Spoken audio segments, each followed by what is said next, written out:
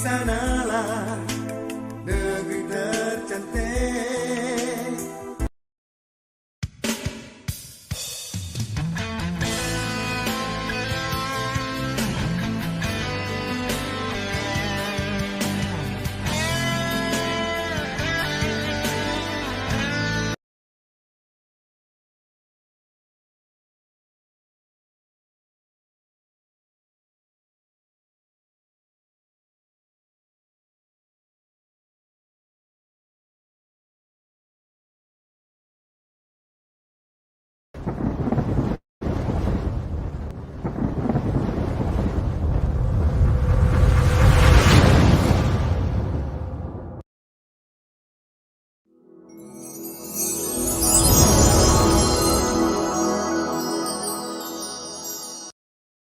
Modul pembelajaran akses kendiri.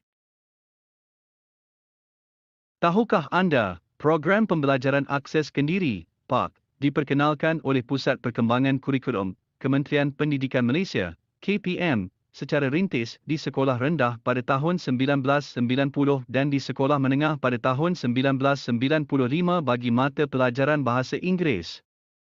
Selari dengan perkembangan semasa, pembelajaran akses kendiri dimurnikan dan dijenamakan semula sebagai PIK. Apakah yang dimaksudkan dengan PIK? PIK merujuk kepada pendekatan yang membolehkan murid bertanggungjawab ke atas pembelajarannya sendiri. Murid secara aktif mengawal proses pembelajaran mereka dengan memilih bahan pembelajaran dan aktiviti yang bersesuaian. Seterusnya mereka akan menilai hasil kerja serta memantau tahap kemajuan sendiri untuk mencapai matlamat yang diinginkan oleh mereka. Apakah matlamat PIK? Model PIK merupakan satu panduan dan rujukan untuk guru dalam melaksanakan PIK secara kreatif mengikut keperluan masing-masing supaya suasana pembelajaran murid dapat dioptimumkan. Murid akan memperoleh pengetahuan dan kemahiran untuk belajar mengikut keperluan serta gaya pembelajaran mereka sendiri. Murid juga akan dapat membuat penilaian kendiri untuk tindakan selanjutnya. Apakah objektif model PIK? Panduan melaksanakan PIK dalam PDP, menjelaskan proses pelaksanaan PIK, menyatakan prinsip dan ciri-ciri PIK, menerangkan peranan guru, ibu bapa dan murid dalam pelaksanaan PIK. Apakah dua prinsip asas yang dibincangkan dalam model PIK? Model gaya pembelajaran FAKOB, model gaya pembelajaran dan. Mari kita sama-sama memahami apakah model gaya pembelajaran FAKOB dan model gaya pembelajaran dan yang digunakan dan model PIK. Model gaya pembelajaran FAKOB. Adakah anda tahu maksud bagi akronim FAKOB? VEF, visual, A auditory, K kinestetik, O olfactory, G gustatory. Bilakah guru perlu menggunakan model FAKOB? Model FAKOB digunakan oleh guru untuk mengenal pasti kecenderungan dan keupayaan seseorang murid sebelum melaksanakan PIK. Model gaya pembelajaran dan. Bilakah guru perlu menggunakan model gaya pembelajaran dan. Model gaya pembelajaran dan digunakan oleh guru untuk mengenal pasti gaya pembelajaran terbaik yang boleh digunakan dalam pembelajaran murid. Terdapat 5 jenis rangsangan yang menyumbang kepada persekitaran pembelajaran untuk membezakan gaya pembelajaran murid. Persekitaran merujuk kepada suasana pembelajaran seperti lokasi, bunyi, pencahayaan dan suhu. Emosi merujuk kepada motivasi, kegigihan, tanggungjawab dan keutamaan tugasan. Sosiologi merujuk kepada keutamaan persekitaran sosial pembelajaran seperti belajar sendiri, berpasangan dengan rakan sebaya atau secara berkumpulan. Fisiologi merujuk kepada tindak balas tubuh badan terhadap situasi pembelajaran. Psikologi merujuk kepada cara murid memproses dan bertindak balas kepada maklumat dan idea. Apakah proses pelaksanaan pembelajaran akses kendiri yang efektif? Pembelajaran dan pengajaran PIK akan menjadi efektif apabila guru dapat mengenal pasti kebolehan dan keupayaan seseorang murid kemudian menyesuaikannya mengikut gaya dan persekitaran pembelajaran yang sesuai dengan mereka. Pertama, kenal pasti gaya pembelajaran, model gaya pembelajaran FAKOB. Kedua, sediakan bahan PIK mengikut gaya pembelajaran sesuai. Ketiga, sediakan persekitaran pembelajaran yang sesuai, model gaya pembelajaran dan. Apakah ciri-ciri pembelajaran akses kendiri? Murid boleh belajar secara bersendirian atau berkumpulan, belajar secara luas dan selesa tanpa tekanan, belajar mengikut kadar dan kemampuan individu, membuat penilaian kendiri, memilih bahan dan aktiviti pembelajaran bebas dan meluas. Mari kita lihat apakah kepentingan pembelajaran akses kendiri. Murid dapat menambah pengetahuan selain dari perkara yang dipelajari dalam kelas, merancang dan menetapkan tempor pembelajaran mengikut keupayaan mereka, meningkatkan tahap pembelajaran mengikut kemampuan dan minat, menggunakan keluasan untuk belajar mengikut kesesuaian masa dan tempat, membuat penetapan minda dalam menentukan gaya pembelajaran, merangsang pemikiran kritikal dalam penyelesaian masalah, membina disiplin, mengekalkan ingatan dengan lebih lama terhadap perkara yang telah dipelajari berbanding belajar secara pasif. Mengapakah pembelajaran akses kendiri diperlukan oleh guru? Pembelajaran akses kendiri, PIK, diperlukan oleh guru untuk memotivasikan murid belajar sendiri dalam mencari maklumat atau rujukan dalam pembelajaran mereka, menyediakan aktiviti pemulihan, pengukuhan dan pengayaan dalam pembelajaran murid, persediaan pelbagai situasi seperti pandemik, endemik, bencana alam dan sebagainya. Menyediakan aktiviti pembelajaran semasa guru tiada di sekolah. Mengapakah pembelajaran akses kendiri diperlukan oleh murid? Pembelajaran akses kendiri, PIK, diperlukan oleh murid untuk mengakses sumber maklumat seperti buku-buku, bahan bercetak atau bahan digital yang berkaitan, menyediakan tugasan dan slide persembahan berkaitan dengan pembelajaran mereka, berkolaborasi dengan murid lain tentang pembelajaran mereka, berkomunikasi dengan guru dan murid lain secara bersemuka atau dalam talian. Bila dan di manakah murid boleh melaksanakan pembelajaran akses kendiri? Murid boleh melaksanakan PIK pada bila-bila masa dan di mana-mana sahaja berdasarkan prinsip keluasan. Apakah bahan pembelajaran akses kendiri? Bahan pembelajaran akses kendiri atau PIK berupa pelbagai jenis bahan bercetak, bukan bercetak, bahan digital garis miring multimedia, hasil kerja murid dan boneka bagi memenuhi keperluan murid yang mempunyai pelbagai cara pembelajaran dan tahap penguasaan. Bahan-bahan ini terdiri daripada pelbagai aras iaitu aras rendah, sederhana dan sukar. Mari kita lihat contoh-contoh bahan pembelajaran akses kendiri atau PIK yang disediakan. Contoh bahan bercetak, lembaran kerja, buku, surat khabar, majalah, poster, brosur, graf, peta, papan permainan. Contoh bahan bukan bercetak, model, realia, bahan maujud, permainan. Contoh bahan digital garis miring multimedia, media sosial, aplikasi pembelajaran, perisian pembelajaran, video dan audio, teks digital, realiti terimbo, AR, model permainan digital. Contoh bahan digital garis miring multimedia, media sosial, aplikasi pembelajaran, perisian pembelajaran, video dan audio, teks digital, realiti terimbo, AR, model permainan digital. Contoh boneka, pentas boneka, diorama.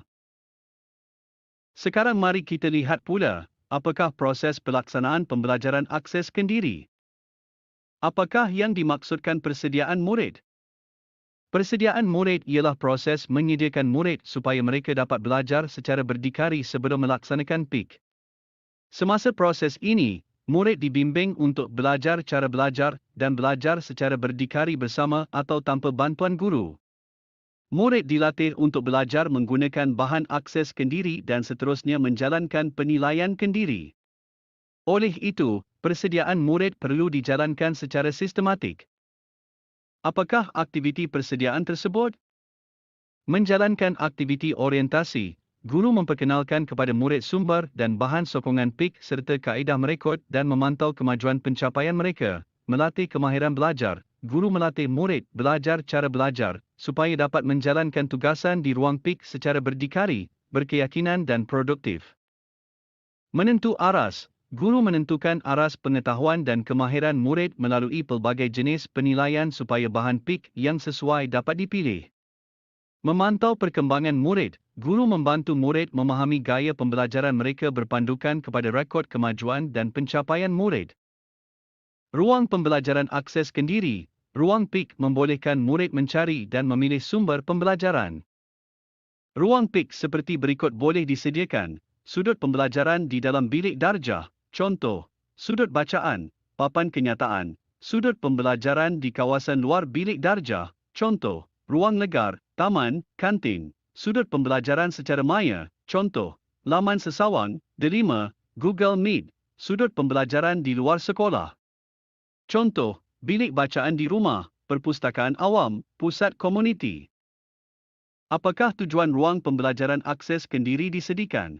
Ruang PIK disediakan adalah untuk menyimpan pelbagai jenis bahan PIK secara sistematik yang boleh diakses di dalam atau di luar waktu pembelajaran, memberi peluang murid untuk mengakses kepada pelbagai mata pelajaran tanpa penyediaan guru, menggalakkan murid memilih bahan PIK yang bersesuaian dengan gaya pembelajaran mereka. Memberi ruang kepada murid untuk belajar secara individu, berpasangan atau berkumpulan. Mengenal pasti gaya pembelajaran. Tahukah anda gaya pembelajaran ialah pendekatan atau cara seseorang itu belajar? Gaya pembelajaran yang dipilih adalah bergantung kepada murid tersebut. Oleh itu, guru harus memberi tumpuan kepada keberkesanan cara seseorang murid itu belajar. Kajian menunjukkan bahawa prestasi murid yang diajar mengikut gaya pembelajaran yang bersesuaian adalah lebih baik daripada murid menggunakan gaya pembelajaran yang tidak sesuai dengan mereka. Mengenal pasti gaya pembelajaran. Mengenal gaya pembelajaran murid yang bersesuaian adalah penting agar murid dapat belajar mengikut keselesaan dan kesesuaian sendiri, dapat belajar dengan lebih berkesan dan bermakna, lebih fokus terhadap perkara yang dipelajari. Mari kita lihat gaya pembelajaran yang telah disediakan dalam modul pembelajaran akses kendiri. Gaya pembelajaran visual. Gaya pembelajaran visual adalah kecenderungan kepada penerokaan melalui deria penglihatan seperti melihat sesuatu teks, gambar rajah, atau objek. Murid lebih mudah mengingati, memahami arahan dan penerangan menerusi pembacaan teks, gambar rajah, peta dan lain-lain. Contoh aktiviti, bercerita, murid menceritakan situasi yang dilihat dalam gambar. Gaya pembelajaran auditori. Gaya pembelajaran auditori banyak bergantung kepada deria pendengaran. Murid boleh mengingati penerangan melalui bacaan kuat atau menggerakkan bibir ketika membaca. Murid dapat mengukuhkan ingatan dengan mendengar semula rakaman pita audio, mengajar murid lain dan berbincang dengan guru. Murid auditori adalah murid yang cenderung secara semula jadi suka mendengar muzik, bercakap lebih cepat, mencondong kepada mereka pada satu sudut untuk mendengar dengan lebih baik dan sering menggunakan corak bahasa selaras dengan pendengaran. Contoh aktiviti, perbincangan. Murid berbincang mengenai sesuatu topik atau mencari jalan penyelesaian sesuatu masalah. Gaya pembelajaran kinestetik. Gaya pembelajaran kinestetik adalah kecenderungan kepada pembelajaran secara hands-on untuk memproses maklumat secara fizikal melalui pergerakan tangan, badan dan ekspresi. Murid sesuai belajar dengan mencatat nota, berinteraksi dengan komputer berbanding dengan membaca atau mendengar. Murid kinestetik dapat memahami dan mengingati bahan pembelajaran sekiranya mereka belajar secara aktif seperti melukis, membina model, bersukan, menari dan menjalankan eksperimen. Contoh aktiviti, melukis. Murid melukis peta alir berkaitan proses pemejawapan dalam mata pelajaran sains. Gaya pembelajaran olfaktori. Gaya pembelajaran olfaktori banyak bergantung kepada deria bau. Melalui perkaitan yang dipelajari, bau boleh membantu murid belajar dengan lebih berkesan. Contohnya, murid mengenal pasti pelbagai bahan yang mempunyai bau yang berbeza. Contoh, eksperimen. Murid meneka buah-buahan dengan bau atau mengingati bahan yang digunakan untuk sesuatu masakan melalui deria bau. Gaya pembelajaran gustatori. Gaya pembelajaran gustatori banyak bergantung kepada deria rasa. Murid belajar mengesan rasa manis, pahit, masam, masin dan umami. Contoh aktiviti, eksperimen. Murid mengenal makanan melalui deria rasa. Kemahiran belajar. Sekarang mari kita fahami mengapa kemahiran belajar perlu dikembangkan kepada semua murid. Kemahiran belajar perlu dikembangkan kepada semua murid supaya mereka peka dengan teknik-teknik pembelajaran yang berkesan. Dengan kemahiran ini juga, murid dapat mengenal pasti kekuatan dan kelemahan dalam proses belajar mereka dan seterusnya mereka boleh mengambil langkah-langkah yang sewajarnya untuk memperbaiki sesuatu kelemahan. Berikut adalah beberapa kemahiran belajar yang perlu dipelajari oleh murid: mengingat, mengurus masa, mendengar dengan berkesan, menulis nota, menulis atau menaip, mencatat nota, bertulis atau bertaip, membaca secara luncuran, skimming, intensif, laju dan imbasan, scanning. Murid juga perlu diberi pendedahan tentang belajar cara belajar.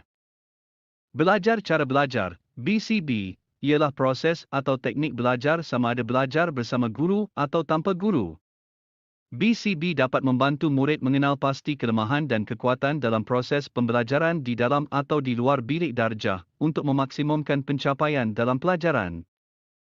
Rasional memperkenalkan BCB adalah supaya murid belajar untuk memperoleh maklumat tambahan di luar waktu persekolahan. Murid bertanggungjawab terhadap pembelajaran mereka. Murid belajar untuk memperoleh maklumat tambahan di luar waktu persekolahan. Murid meningkatkan keupayaan mereka untuk mempelajari sesuatu. Murid perlu diberi peluang menggunakan pelbagai alat dan pelantar teknologi, nota dalam talian, pembuat graf, media sosial, dan aplikasi mudah alih, supaya pembelajaran lebih mudah. Kemahiran BCB sejajar dengan matlamat pendidikan untuk menyemai kemahiran belajar seumur hidup di kalangan murid. Apakah strategi belajar cara belajar? Sela masa pembelajaran, murid merancang dan membuat jadual belajar setiap hari. Masa belajar yang diagihkan kepada beberapa hari adalah lebih baik daripada belajar secara berterusan dalam sehari. Interleaving, murid menggabungkan pelbagai mata pelajaran atau tajuk semasa belajar untuk meningkatkan pengetahuan mereka. Hal ini dapat membantu murid mengintegrasi pelbagai disiplin ilmu untuk pembelajaran yang mendalam. Mengingati semula, murid mengimbas perkara yang dipelajari dengan menulis nota. Guru boleh memberi contoh yang jelas untuk membantu murid memahami idea abstrak. Murid akan mencipta contoh konkret dan menerangkan kepada rakan untuk memperkukuh pembelajaran. Memberi contoh konkret, murid membuat huraian perkara yang dipelajari dengan merujuk pelbagai sumber untuk membantu mereka memahami sesuatu konsep dengan jelas. Strategi ini boleh dilakukan secara bersendirian atau berpasangan, menggunakan pengekodan dual coding. Pengekodan dual adalah strategi yang menggabungkan maklumat lisan dan visual untuk membantu murid belajar. Contohnya, murid boleh menerangkan sesuatu maklumat melalui bahan visual atau secara lisan.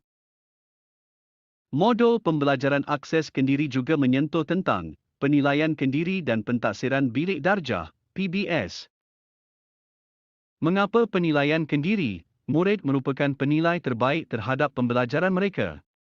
Modul ini memberi penekanan kepada pelaksanaan penilaian kendiri yang membolehkan murid menilai dan membuat refleksi terhadap pembelajarannya, merancang pembelajaran seterusnya, mengurangkan kebergantungan kepada guru, berfikir secara kritis.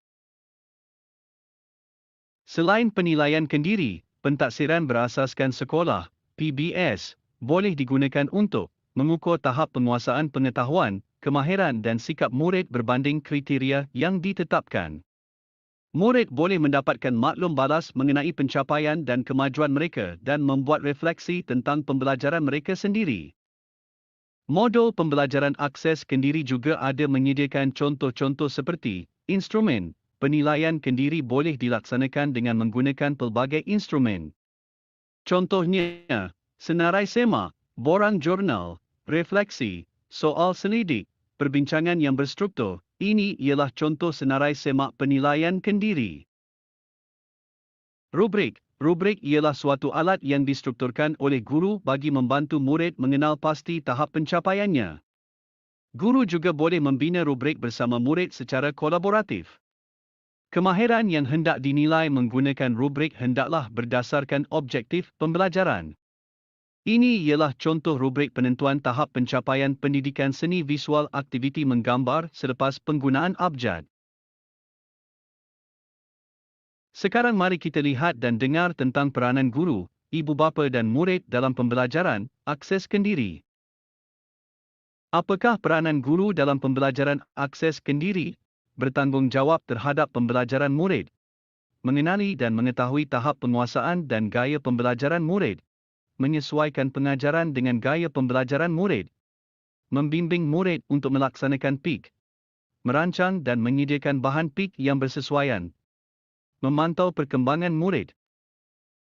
Apakah peranan ibu bapa dalam pembelajaran akses kendiri? Memantau pelaksanaan PIK, sentiasa berkomunikasi dengan guru mengenai perkembangan pembelajaran anak, menyokong dan membantu sesi pembelajaran anak. Apakah peranan murid dalam pembelajaran akses kendiri, bertanggungjawab terhadap pembelajaran, mencari bahan pembelajaran yang bersesuaian, berkomunikasi dengan guru, ibu bapa dan rakan, menilai pembelajaran dan membuat refleksi, merekod pencapaian dan membuat tindak susul. Mari kita lihat beberapa contoh aktiviti pembelajaran akses kendiri yang disediakan dalam modul PIK. Contoh aktiviti gaya pembelajaran auditori. Contoh aktiviti gaya pembelajaran visual. Contoh aktiviti gaya pembelajaran auditori, visual dan kinestetik.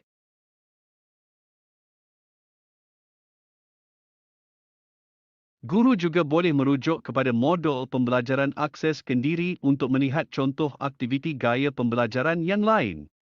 Semoga modul dan video yang telah dihasilkan ini dapat menjadi panduan kepada guru dan pihak yang berkenaan memahami lebih lanjut bagaimana untuk melaksanakan pembelajaran akses kendiri atau PIK.